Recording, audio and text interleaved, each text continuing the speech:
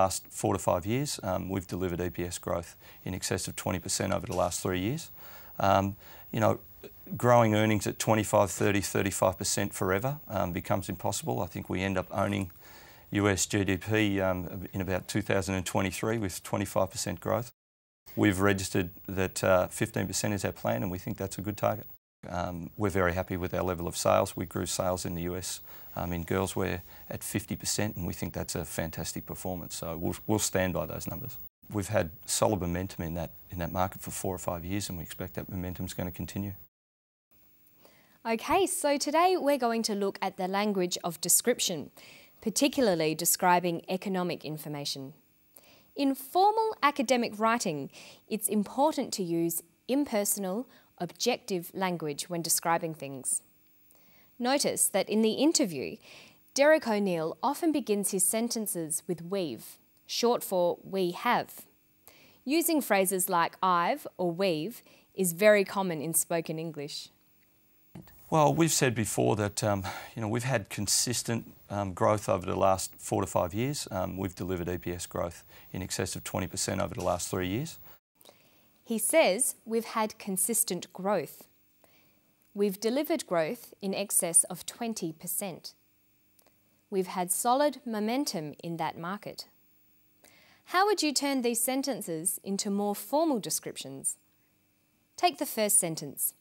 We've had consistent growth. Generally, the first person forms of I and we are not used in more formal writing or when describing economic data. We'd use an objective form.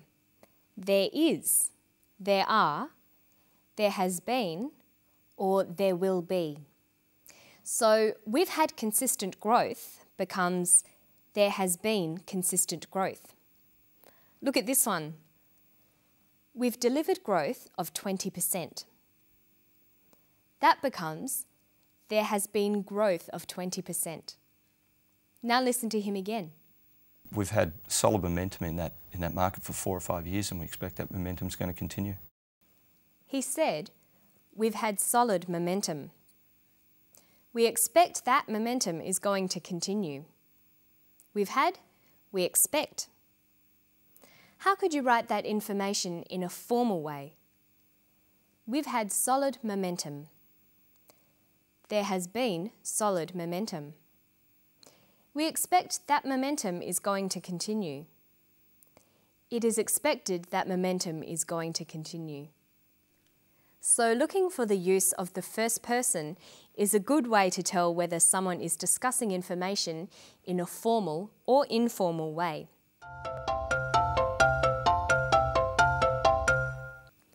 You should remember that in an academic context, you always need to include evidence to support your opinions or descriptions. You should try to always include data to explain and support what you're saying. Data is information, especially facts and figures, numbers, percentages, and dates. In formal language, you need to include data to support your arguments. Listen to the data Derek uses. We've delivered EPS growth in excess of 20% over the last 3 years. Growing earnings at 25, 30, 35% forever becomes impossible. I think we end up owning US GDP in about 2023 with 25% growth. We've registered that 15% is our plan, and we think that's a good target.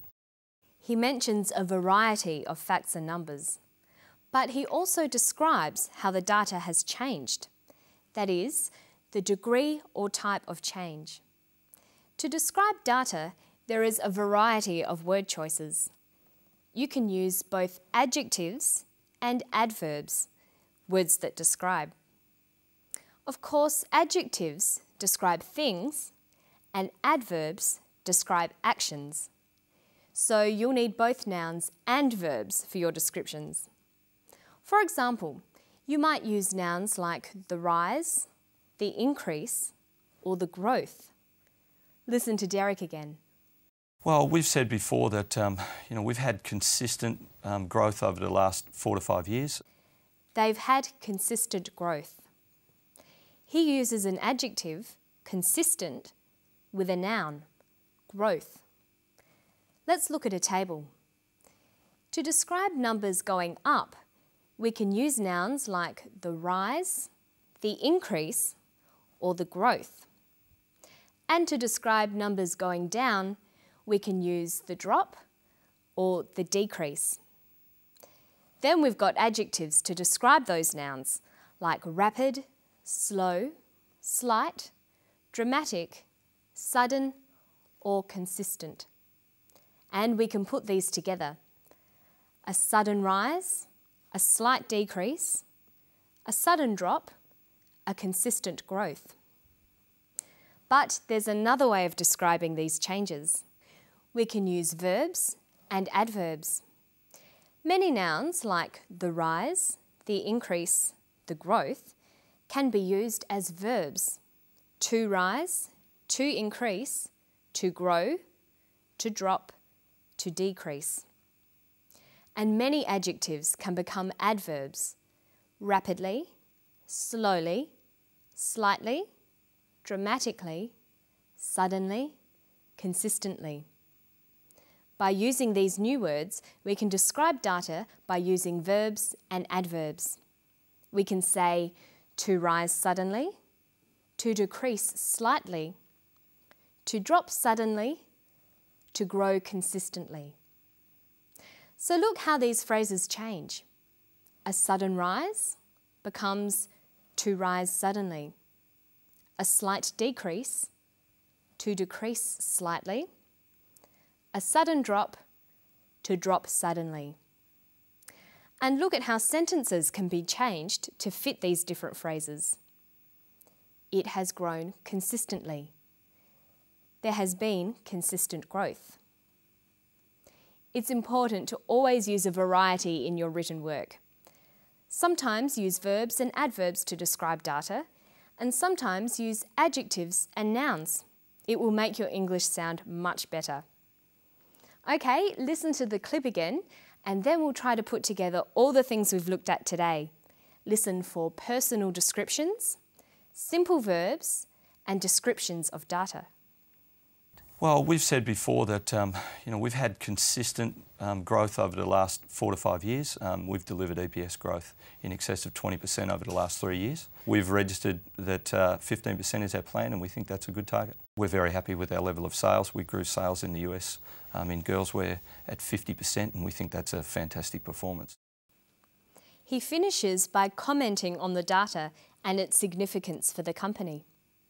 Okay, let's go back over the steps we've looked at today. When you're making an argument, it's important to support your case. You must include data or facts. Make sure you discuss this data. Use objective, impersonal language.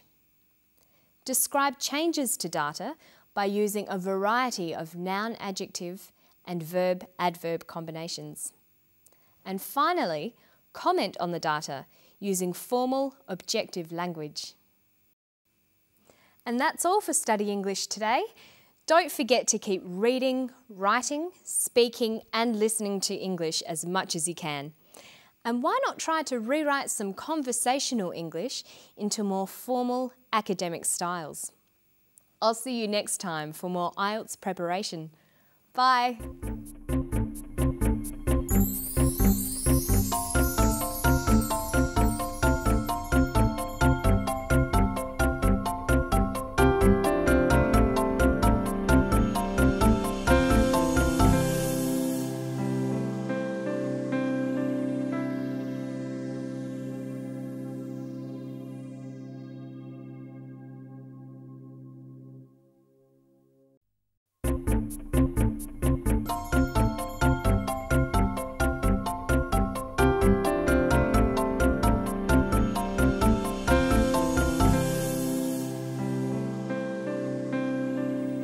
Hello, I'm Margot Pilatus. Welcome to Study English, Ielts preparation. Today we're going to be making comparisons and looking at some tricky prepositions of time. But first, let's listen to an academic talking about the Australian economy and the Australian dollar. See if you can hear him use some comparative adjectives. It couldn't have come at a worse time in the sense that with business investment weakening, and with the housing market, at least in activity terms, having turned, that's where the timing is unfortunate for us. The stronger the value of the Australian dollar and the longer it stays strong, the weaker our economic activity will be next year. I think growth in 2004 will be comparatively weak. My own prediction is that throughout the year, growth will be around about 2%. Being around the Reserve Bank's board table at this time, I think, would not be a comfortable place to be. The bank is probably in a bigger dilemma over what to do with interest rates, with monetary policy, than any time that I can remember. Dr. Ian Harper is discussing the value of the Australian dollar and the growth of the Australian economy, including interest rates. He describes all these factors by comparing information. Listen to him talk about the value of the dollar. The stronger the value of the Australian dollar and the longer it stays strong, the weaker our economic activity will be next year. The stronger the value of the dollar and the longer it stays strong, the weaker our economic activity. The adjectives used in the clip are strong, weak, and long. The Australian dollar is strong. It is stronger than it used to be. It has been strong for a long time. It is making economic activity weak. The longer it stays strong, the weaker the economic activity. Let's look at comparative adjectives a bit more closely. With single syllable words, we add er. Strong, stronger. Long, longer. Weak, weaker. Big, bigger. But not all adjectives follow this simple pattern. Some are irregular. It couldn't have come at a worse time. It couldn't have come at a worse time. Worse. Worse comes from the adjective bad. Bad, worse. Irregular adjectives are often best learnt with the superlative or most form. Bad, worse, worst. And good, better, best. When comparing, there are two ways to do it. To say two things are the same, we use as. Growth is as slow as it was last year. When saying one thing is more than the other, we use the comparative form. We usually use the word than when comparing. Growth is slower than last year. The superlative form, the most or est form, is used with the word the. Growth is the slowest it's ever been. Notice that we usually use more and most with adjectives that have more than two syllables. So we have slow, slower, slowest, but beautiful, more beautiful, most beautiful. Okay, now we're going to look at some prepositions of time. Listen for one in this clip. I think growth in 2004 will be comparatively weak. He says in 2004. In is a preposition of time. The prepositions of time are at, on, and in. Let's look at how they're all used. At is used for times. For example, the lecture is at 7 o'clock. On is used for days and dates. The lecture is on Thursday. The lecture is on the 27th of October. In is for periods of time and for months, years and seasons. The lecture is in the morning, in June, in 2004, in winter. So we'd say the lecture is at 7 o'clock in the morning, on Thursday, on the 27th of October, in 2004. Notice that we say in the morning, in the afternoon, in the evening, but we say at night. Now let's test you on these prepositions. I saw her Tuesday, 3 o'clock, the afternoon. We've got the choice of in, at, or on. I saw her on Tuesday at 3 o'clock in the afternoon. Here's another one. They went shopping, night. Friday last week. Shops are open late, summer. They went shopping at night on Friday last week. Shops are open late in summer. Okay, now let's listen to the whole clip again. See if you can hear how much he thinks the Australian economy will grow. It couldn't have come at a worse time in the sense that with business investment weakening and with the housing market, at least in activity terms, having turned, that's where the timing is unfortunate for us. The stronger the value of the Australian dollar and the longer it stays strong, the weaker our economic activity will be next year. I think growth in 2004 will be comparatively weak.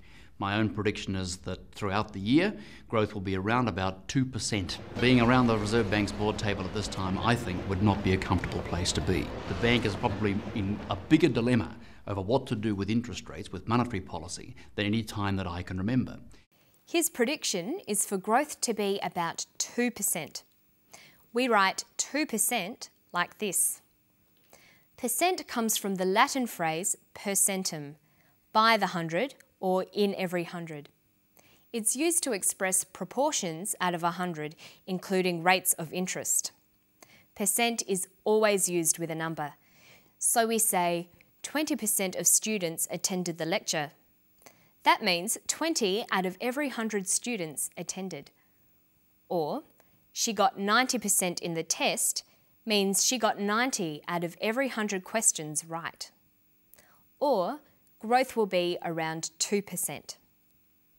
We also have the word percentage. Percentage is a noun. It means the portion or amount of something. So we say, what was the percentage of students who attended the lecture?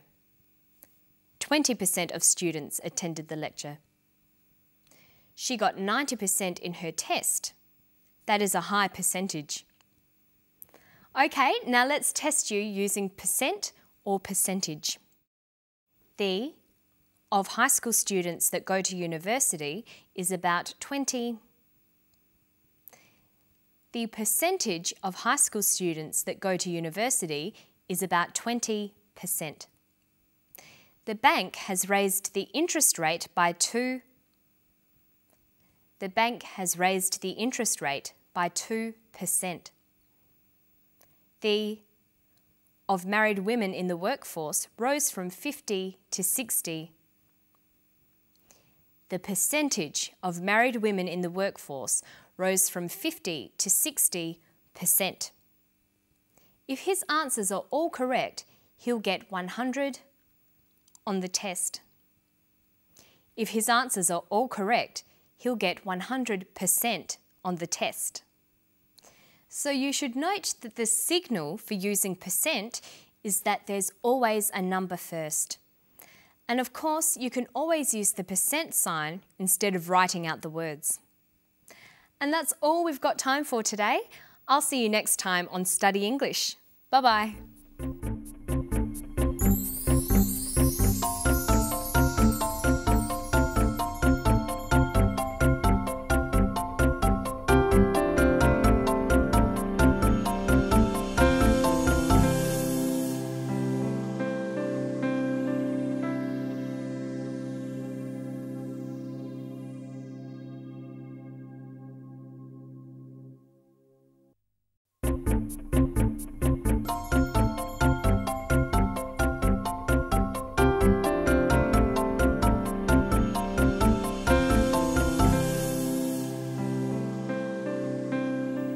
Hello, I'm Margot Politis. Welcome to Study English, Ielts preparation. Today we're going to look at a topic you've probably heard a lot about, global warming and the environment. First, we're going to look at ways of brainstorming, taking notes and developing ideas.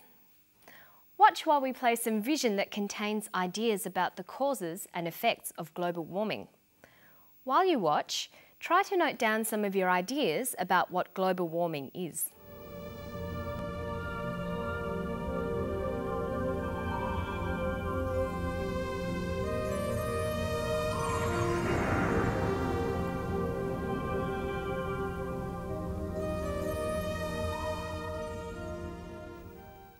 Okay, so you saw some ideas and perhaps took some notes during that clip.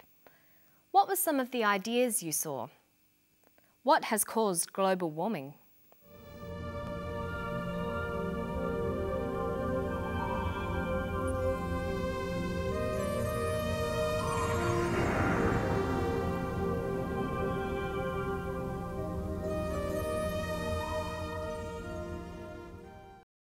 We saw gases in the air, cars, factory waste, and people